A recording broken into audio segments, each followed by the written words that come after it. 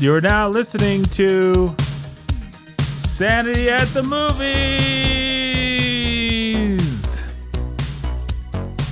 Hello, everybody. Welcome to Sanity at the Movies. I'm Nathan, your humble and obedient host. We've got Ben, the preacher who's a teacher of cinema, right there. And we're just checking in. It's been a couple weeks without an episode, but boy, do we have episodes coming for you. We do. And so let's talk about them. Oh man. Well, we got a fun silent movie. Yes. Hope it'll be fun. Yeah. I've never seen it. All Charlie right. Chaplin's Modern Times. How many Charlie Chaplin movies have you seen? I think exactly one. City Lights. I think that's it. City Lights. And what did you think about City Lights? That's okay. Did you think sentimental hogwash? I might have. I don't know. I didn't get a lot of enjoyment out of it, even if it's a masterpiece. I just thought it's okay. Yeah, I mean, Chaplin in some ways is the least fun of the three auteurs. Let me talk up this movie we're doing. All right. Get people excited. I really like the professional comedy and acrobatic chops of Harold Lloyd. We've done Safety Last. He's just a consummate showman and always going to have fun stunt sequences and stuff like that. Definitely. Yeah, I mean, he's the best just in terms of this is like a fun Hollywood at its best of the era. And then Ben and I both agree that Buster Keaton, just one of the great auteurs, one of the great poets of the cinema. I don't know. There's no hyperbole strong enough. He's just a great filmmaker. Yeah, he really is. And a great physical performer. And right. Some fun stunts. And I don't know. There's lots of fun stuff in his movies. yeah, and there's a real sort of, I don't know, he brings his own existential melancholy to it. And it's just, he's the complete package. Yeah, it's really something. Laughs, thrills, stunts, some stuff to think about. He's just one of the greats. And then Charlie Chaplin obviously was far and away the popular one during his time. Mm-hmm. The Little Tramp was known all throughout the world. Little Tramp being his mustachioed character with the bowler hat that you probably are, when you think Charlie Chaplin, you think of the Little Tramp, this character that he portrayed. Super popular character, and silent movies could travel because you just swapped out the intertitles and put them in different languages. You didn't need to dub them or do any major subtitle work or anything like that. So they were in an international medium in the way that cinema has not been since the advent of sound. And so The Little Tramp was just a worldwide beloved icon in his time. Everybody loved Charlie Chaplin. Everybody loved his films. And he was not as technically innovative as Buster Keaton, not like the kind of filmmaker that you can go back to and be like, ooh, that's cool what he's doing. That's very modern. But he was beloved and he's worth talking about. And City Lights is a little bit maudlin, I would say. It's got like the blind girl that doesn't know he's been doing things for her. And then I think at the end, spoiler, she gets her sight back. You know, No, yeah. I've forgotten some of this stuff. So I don't know exactly what it is, but maybe he pays the hospital bill so she can go and get the operation or something. And something like that. Then there's the moment where he comes across her, and of course she doesn't recognize that it's him because she only ever knew him as someone who was kind to her when she didn't have her sight. And then I don't know what, he does something or somehow gives himself away, and it's a very emotional moment if you like that kind of thing. But it's it's Victorian melodrama. It's a little it's a little something. Yeah, a little much. That's about how I remember feeling. A little something. Yeah, and other Chaplin films can be like that. He can just be a little bit self-pitying and a little bit much. But he did also make several films that are masterpieces that do have hilarious comedy and stunt sequences and that are very innovative and cool. And among those would be Modern Times, which I think is much more sort of cynical and modern and not as maudlin. And then The Circus I love and Gold Rush I love. I think those are all worth. I think if this podcast continues, we will do them all. But Modern Times is a good one to do, so we're going to do it. Nice. And what else is on the list? Have we said that Jake's on sabbatical? No. Yeah. No. Jake is on much needed sabbatical. He's going to be out until about November. And we actually we'll do our Superman Batman thing that we actually have been working on recording things behind the scenes, but we're really going to get those put together and released to you then. So just be aware, you got me and Ben for the time being, and it's going to be great. Yeah, I call it cutting the dead weight. That's right. That's what we'll call this series of films.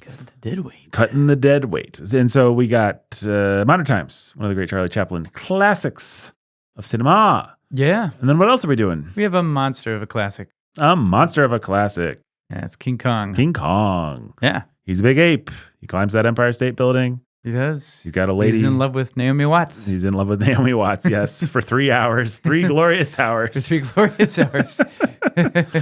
I have a little bit of a soft spot for that movie, but it's also kind of terrible because Peter Jackson is kind of terrible. He is kind of terrible. But his ambitious kind of over-the-topness does reach some kind of pinnacle in that film. It does. A very literal pinnacle with a giant ape standing on top of it. But there's also like I dare say, almost Keaton-esque series of gags that happen where she's being menaced by T-Rexes, and then the T-Rexes fall into a gorge, and then there's these 2 T-Rexes that are both stuck in vines. That stuff is really fun. And she's hanging on to the tooth of one of them while the other one tries to snap her, and then Kong comes down and beats them up. And it is very silly. Really fun. And it goes on for like 9 hours. But I do think Peter Jackson, when he's allowed to just indulge his boyish sensibilities, can be a lot of fun. It's just it almost never suits the material that he's actually doing, and certainly in the case of The Lord of the Rings, it's it's like the shield surfing from the Two Towers is a very bad moment in the Two Towers, but it might be a very good moment in a cheesy hack and slash action movie. Right. Of the type that Jackson actually wants to make, but can't be allowed because the material doesn't allow it. Too serious, yeah. And so there are sequences, for example, in those Hobbit films that just do become that, and I think they're kind of fun. Anyway, we're not doing Peter Jackson's King Kong. So I don't know why I'm talking about any of this. We are doing the Marion C. Cooper original, the one that started it all, 1933's King Kong. I've got a giant poster of it in my living room. Yeah. Because I want everyone to know the allegiance that I pledge to that film. I love it. It's got it's very corny in its way, but it does have kind of a primal jungle going onto a mystic island and encountering dinosaurs kind of feeling. And it's got that great old claymation or whatever they would have called it, armatures kind of action sequences and creature designs and old school reptilian dinosaurs. None of this birds stuff.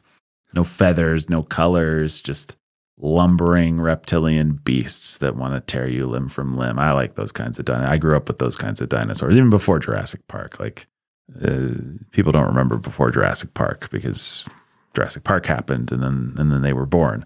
But I remember before Jurassic Park because I'm an old man like Ben. And we remember a time when dinosaurs were just lumbering reptiles from old things, Ray Harryhausen movies and stuff like that. And King Kong comes from that time. And those dinosaurs are really cool. So excited to do it. You should watch it. It's a good movie to watch with your kids. Although I will say, I think it's pre-code and Fay Ray, might be a little racier than some people are expecting. Not anything that would make me tell you can't watch the movie or anything like that, but just worth noting. What else are we doing, Ben? Yeah, we're doing Return to Oz. Return to Oz. Yeah, we talked about doing Wizard of Oz. Meh. Yeah. Return to Oz. It is a really fun, really dark children's movie. It's much more in line with the books. It definitely picks and chooses some of the creepier things, but it has some really whimsical and fun things too. Yeah. It's most memorable for a sequence that is very creepy. Yes, the Hall of Heads. It is a little bit of a horror scene for kids.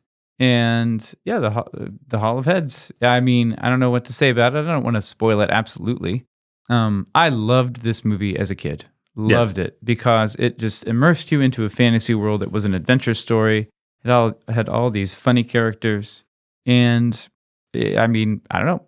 it's a fantasy adventure movie. Like we said this over on Sound of Sanity in a way that the musical movie Wizard of Oz is not. Mm-hmm.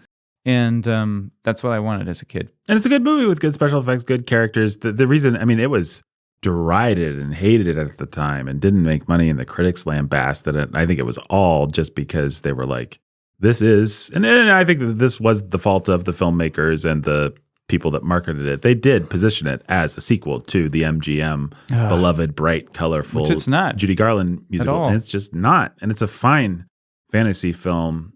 The better of things like Willow or Legend or all those kind of 80s terrible fantasy movies. It does what those movies do, but does it much better, I would say. But people remember Willow with fondness because Willow just came along and was Willow. They don't remember Return to Oz at all because it just got buried by hatred. Right. But it's a good movie. Bad. I mean, it is kind of like, does feel a little bit like it's going out of its way to put a thumb in the eye of the old MGM movie. When little Dorothy gets electroshock therapy at the beginning, that just feels maybe in poor taste. I don't know. Yeah, I don't think that happens in the books. Yeah, it feels a little bit like little mean-spirited. It comes from a weird period of Disney when they didn't really know what they were doing, and they were. It's a Disney movie? Yeah. I didn't even remember that. Yeah, it's so strange. It's from that strange period when they were trying to do something to kind of compete with Star Wars and with the darker kind of 80s stuff. And so Return to Oz, Watcher in the Woods, Something Wicked, This Way Comes. These were all films that were released in the early 80s, and none of them quite caught on. And Return to Oz is probably the most successful just in terms of being a good movie. Huh. But it's from the same era when they were doing it. They did the animated Black Cauldron. They're trying to like change with the times, and they just hadn't quite figured out how to do it. And they had competition from people like Don Bluth, which I guess brings us to it does. Yeah, it brings us. It's The Secret of Nim. Mm-hmm. We're reading the book. We're going to talk about that on Sound of Sanity, a special series we're doing, and the movie is one I grew up with. Remember, I think I more or less loved it. Mm-hmm. And it departs significantly from the book. The book is technological. The movie is magical. Yes. And it makes some mistakes, I think, in doing that. But also, it was really fun. I'm not sure how much I'm going to like it going back. The animation's gorgeous. Mm-hmm. It's a fun adventure story. And it's got the hilarious comedy stylings of Dom DeLuise. It has plenty of those. Bluth movie. More than enough. Probably the best usage of Dom DeLuise in a Don Bluth movie. Yeah. I like Jeremy the Crow. Yeah, he's just fine. And it's not as like annoying as Tiger in Fievel or some of the other things. So we're going to do that. I have seen about half of that movie in my life. I've never seen the whole thing, but I enjoyed the half that I saw. Cool. Didn't grow up with it or anything like that. All right. I've seen fun. I've certainly been hurt by other Don Bluth movies that suck. So definitely, like Thumbelina, I saw in the theaters. Ooh. It was a waste of my parents' money. That's brutal. As was Pebble and the Penguin. Don Bluth made some bad movies. In fact, he's only made two good ones. They are Secret of Nim and American Tail. That's it. We have talked about on this very podcast. Yeah. What else do we have lined up? Is that everything? That's it. Okay. That's it for now. Yeah, we'll check in with another update and more things if we need to, but that's what we got cooking nice right now. If you've got like a favorite samurai film or esoteric art film or something that you think Jake wouldn't be there for, but Nathan and Ben would, then you could suggest it. And we'll either take your suggestion or throw it right in the garbage bin where it probably belongs. But there's nothing stopping you from suggesting it. It's a free country. It is a free country. You can communicate your thoughts to us. Maybe you're like, I always thought that I'm trying to pull some random samurai film. I mean, we've done some pretty random samurai films on this podcast. We've done our share of random samurai films. Maybe people just want more. Hey, that's fun. You could talk us into doing some Akira Kurosawa or absolutely even some other lesser known things if that's what you want. Very true. You could talk us into doing Ozu or Kenji Mizoguchi or Cool. Any of the great Japanese Yeah, I'm all for it. filmmakers. We'd have fun with that. It'd be very easy to talk me and Ben into doing anything Japanese, I would think. But you got to know the territory. That was a quote from whatever that thing is. Capital T and it rhymes with P and that stands for pool. The Music Man. No. You ever seen The Music Man? Yeah, but it's been forever. I mean, yes, been a long time. Well, folks, that's what we're doing. I think if there's one movie from that list that you want to stake your reputation on and say our listeners should definitely catch that one, they'll actually enjoy it.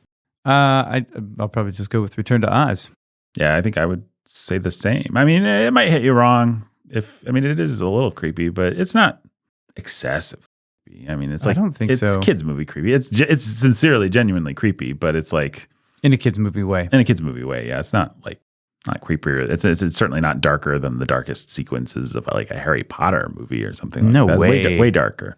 Yeah, that stuff's way darker. Yeah, there ain't no like cauldron of unicorn blood or whatever it is it takes to raise Lord Voldemort. Yeah. Nope. That stuff is grosser. Yep, nothing like that. Okay, there's your update. I'm trying to think if there's any other movie thoughts we need to share. The summer was a bummer. Summer was a bummer. No, I don't really have any other movie thoughts. The only notable miss for me, which I'll rectify at some point, is Guy Ritchie's The Covenant. I do want to see it. So I know Nathan's not that excited about that, a war movie in Afghanistan. Yeah, I just hate Afghanistan movies in general. Yep. It doesn't matter how well done they are. It's just a dire, humorless part of history that has no romance for me. Not that it necessarily should, but... You didn't like that Mark Wahlberg movie? Oh, my goodness. I lost its name. The George Clooney thing? No. Not Three Kings. The one where he and the other soldiers have to keep jumping down these awful cliffs and rolling and hitting rocks to get away from the soldiers above them. There's this crazy 10-minute scene of them. It's based on a true story. I probably didn't see it because I don't like those kinds of movies. This is the Michael Bay movie? No, it's not that. That's like 13 guys or something. That's no. I wouldn't like a Michael Bay movie, would I? I wouldn't think so, but... No, this is a director whose name I lost, but who's a good deal better than Michael Bay. I lost his name. What else has he done? He's done a bunch of things. The only thing I can think of is a terrible, dumb thing he did. He's done terrible, dumb things like the movie Hancock with Will Smith, but he's actually a pretty good director. Peter Berg. Peter Berg. Oh, sure. Yeah, no, I love Peter Berg. Peter Berg is a quality guy. He's done, two war-ish movies I can think of, but he's probably done more. I don't keep up with Peter Berg entirely. But what is this movie? I've seen it twice. Let's see here. Peter Berg movies. Peter or Berg once did and a half or something. The Rundown, which is actually The Rock's best movie, I would say. Yep. That was a lot of fun. Friday Night Lights, the movie that the series was based on. Never saw that. Never saw that. I think. It's good. Mile 22, I think is what you're thinking of. Nope. Okay. Never saw that. What about Lone Survivor? There you go. Gee, I wonder why you couldn't remember that amazing combination of words that no one else has ever thought to That's it. put together. Battleship. I'm happy to have never seen Battleship. Looked really terrible. Yeah, I mean, Peter Berg has made some really... He's made a lot of bad movies, but he's a talented guy in any case. Yes, true. Okay, good Afghanistan movies. I guess that's the topic we got off on there. That is the topic. Yeah? We don't need to continue that topic because there isn't a way to continue that topic because there's not that many good Afghanistan or Iraqi war movies. Rambo 3, that's the best of them. Best of the lot. Where Rambo helps establish the Taliban. Wow. They picked the wrong side of history on that one, I guess. Oh, my goodness. All right, folks. There's your update. Oh, we saw Teenage Mutant Ninja Turtles. We were thinking about doing an episode, but oh, yeah. I don't think we're going to because it just wasn't that exciting. Nope. It really was not. It had some laughs. Jackie Chan was fun. Mm-hmm. It wasn't anything like the quality of the Spider-Verse original. Nope. And not anything like the quality and service of ideals that we don't agree with of the second one, I would say. It was just kind of not that great. Yeah, I agree. I just don't care about it at the end of the day. Yeah. Even if I'm like, that was pretty fun or it had some fun parts. I don't want to see it again. I want to think about it. I was not having a good day to go see a movie. I think I was distracted anyway, Oh. but I felt like it just was barely holding my attention in the theater. It was kind of dire, actually. I mean, it was clever, whatever. If you need something inoffensive to watch with your kids, then maybe, but I ain't going to put my neck out for that one. Until next time, I guess you have to say a line from one of the movies that we're going to watch. It's got to be what in the world. Modern Times King Kong are probably no help. Secret M's probably no help. Let's see. Return to Oz. Quotes. All right, I'll set you up. Just tell me when you're ready for the quote. Okay. Ready? King Kong actually does have a very famous line. "'Twasn't airplanes that brought him down. It was beauty slayed the beast." But we're not going to use that because Ben has to do it. Okay. You ready? I'll say until next time, whenever you're ready. All right. All right. Until next time. Failure. Yeah, that was just failure. Sorry. Let's try again. Until next time. Sorry. The music's about to run out. Until next time. Can't do it. I can't. Can't do it.